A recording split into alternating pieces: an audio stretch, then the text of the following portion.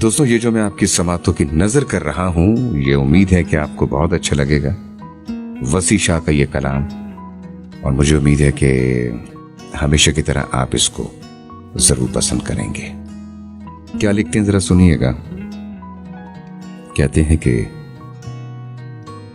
अपने एहसास से छूकर मुझे संदल कर दो, अपने एहसास से छूकर मुझे संदल कर दो। मैं सदियों से अधूरा हूं, मुकम्मल कर दो। न तुम्हें होश रहे और न मुझे होश रहे, न तुम्हें होश रहे न मुझे होश रहे।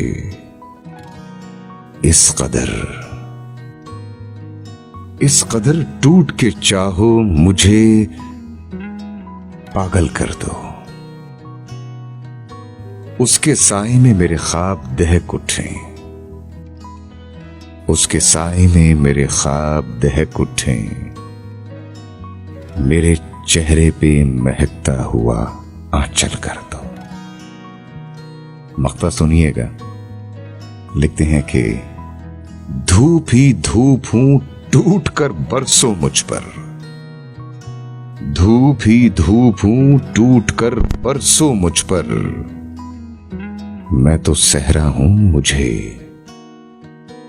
प्यार का बादल कर दो। मैं तो सहरा हूं, मुझे प्यार का बादल कर दो। याद रखिएगा, साथ देना बहुत जरूरी है।